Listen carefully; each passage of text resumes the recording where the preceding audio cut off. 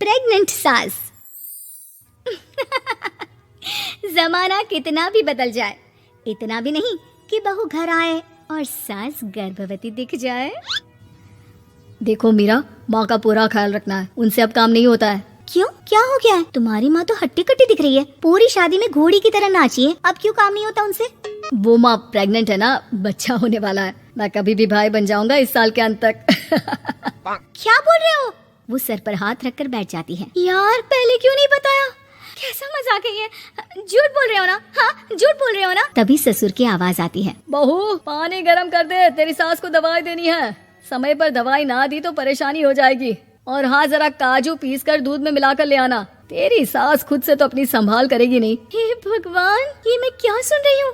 ये ससुर जी को क्या हो गया है? मैं क्या सोच कर आई थी? हाय रे, मैं तो किसी को मुंह भी नहीं दिखा पाऊंगी।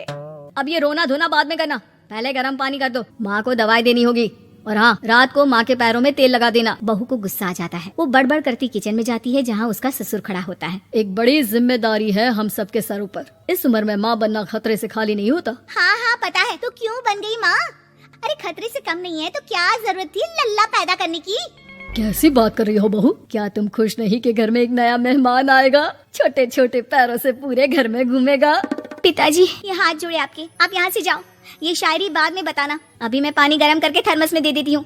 सारा दिन पिलाते रहो गरम पानी। और हाँ, ये बच्चे की बात बार बार मुझसे कोई नहीं करेगा। बहू का पारा अब चढ़ा ही रहता था, वो काम तो सारा करती, लेकिन किलस किलस कर। मीरा सारे काम से फुर्सत पाकर बैठी होती है कि माँ का फोन आ जाता है। बेटा बहुत बड़ी जिम्मेदारी है तेरे सर पर, अच्छे से निभाना। ससुराल में हर किसी को खुश रखना वैसे तो मुश्किल है, लेकिन भगवान ही हिम्मत देता है बहू को हर कुछ सहकर सबको खुश रखने की। क्या बड़बड़ किए जा रही हो माँ? जानती भी हो कि यहाँ क्या चल रहा है?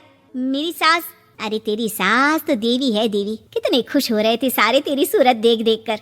पता नहीं जैसे बहू नहीं कोई मन मांगी मुराद मिल गई हो उन लोगों को। अरे बात तो पूरी सुनो। मन मांगी मुराद तो पूरी हुई है। अरे मेरी सास को बच्चा होने वाला है, प्रेग्नेंट है वो। क्या बकवास कर रही है मीरा? ये बात किसी को कहना मत। मुझे तो बता दिया, लेकिन अब अपनी जबान सिल ले। कहाँ है तेरी सास? बात तो करा मेरी। पूछू जरा, पोता पोती खिलाने की उम्र में खुद का बच्चा खिलाने का शौक कहाँ से आ गया? और आया भी तो बताना तो चाहिए था। अब क्या नाक कटाने के लिए हम लोगों से रिश्ता जोड़ा है? रुक, तेरे पापा से बात करती हूँ। मीरा फोन रखकर लेट जाती है। वो एक सपना देखती है कि उसकी गोद में एक बच्चा खेल रहा है। भाभी की गोद में कितना खुश दिख रहा है ना, लग ही नहीं रहा कि भाभी है। मैं तेरे लिए क्या लाया हूँ, सोने की बालियाँ। तेरी शादी में तो मैं बुढ़ा हो जाऊंगा ना। अरे कैसी बात कर रहा है बेटा, इसकी जिम्मेदारी तो तू ही लेगा, हम लोगों का तो कोई भरोसा नहीं, कब ऊपर वाला उठा ले। बहू को सास को देख देख कर गुस्सा आ रहा था, तभी वहाँ पड़ोसन आ जाती है। अरे बहू, तुझसे तो पूछने से भी डर लगता है कि कब खुशखबरी सुना रही है। अब तो अपनी 1 महीने की ननद की ही जिम्मेदारी संभाल ले, बहुत है। अपने जेवर भी रख देना और पैसे भी जमा करना शुरू कर दे। वो बात आगे बढ़ाती उससे पहले ही बहू जोर से चिल्लाकर उठ जाती है। नहीं नहीं नहीं नहीं, मैं अपने जेवर किसी को नहीं दूंगी। अरे कौन ले रहा है तुम्हारे जेवर? तुम औरतें भी ना सपने में भी जेवर ही संभालती रहती हो। मैंने जो सपना देखा है ना, सुनोगे तो होश उड़ जाएंगे। अच्छा, तुम अपना सपना बाद में बताना, पहले मेरा सुनो। कल मैंने इतना अच्छा सपना देखा, इतना अच्छा सपना देखा कि अगर वो पूरा हो जाता है ना तो मैं तुम्हारे लिए रानी हार बनवा दूंगा। बहू अब सारे गम भूलकर पति का सपना सुनने में लग जाती है। अरे क्या सपना था बताइए ना, बोलिए भी तो क्या सपना है, मैं पूरा कर दूंगी अगर बात रानी हार की है तो। बोलिए बोलिए। मैंने रात को सपना देखा कि माँ को बेटी हुई है और मुझे बहन। सच्ची, इस घर में बेटी हो जाए तो मैं तो झूम ही उठूं। मीरा का मुंह बन जाता है, वो चुप हो जाती है और सपने की बात याद करती है कि बेटी हुई तो उसे ही अपने गहने उसे देने होंगे।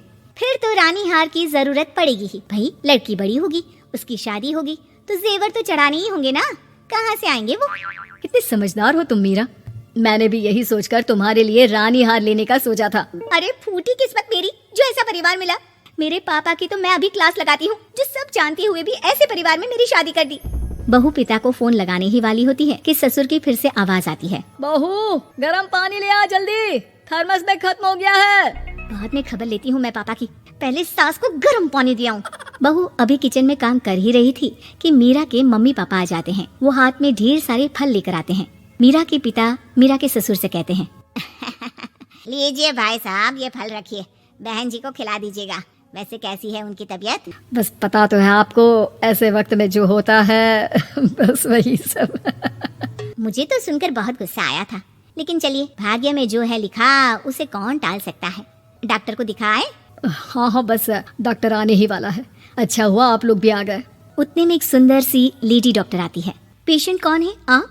अरे नहीं जी, मैं तो बहू हूँ इस घर की। मैं तो अभी सोच भी नहीं सकती पोता या पोती के बारे में। अभी तो मेरी सास ही। अरे चुप हो जाना, देख तो ले, डॉक्टर है ये, किसी के भी सामने गुस्सा फोड़ देती है। डॉक्टर कमरे में जाती है और थोड़ी देर बाद बाहर आ जाती है। पीछे से सास भी निकल आती है। हे भगवान, इतना दुख तो किसी को भी ना दे जितना मुझे दिया है। देखिए बहन जी, आप लोगों को तो ये सोचना भी नहीं चाहिए था। वही तो मैं भी कह रही थी कि आप लोगों के लिए तो सोचना भी गुनाह है, लेकिन अब पछताए होत क्या जब चिड़िया चुग गई खेत। डॉक्टर वहाँ से चली जाती है। मैं माँ नहीं बन सकती, मैं प्रेग्नेंट भी नहीं हूँ। ये कैसे? तुम तो बोल रही थी कि अरे वो गैस का दर्द था और पेट भी गैस से फूल रहा था। डॉक्टर ने चूर्ण दे दिया है, गर्म पानी से फाँकना है। मैं अभी लाती हूँ गर्म पानी। अरे मैं तो गीजर ही लगा देती हूँ। हाय रे, खुशी के मारे पागल ना हो जाओ।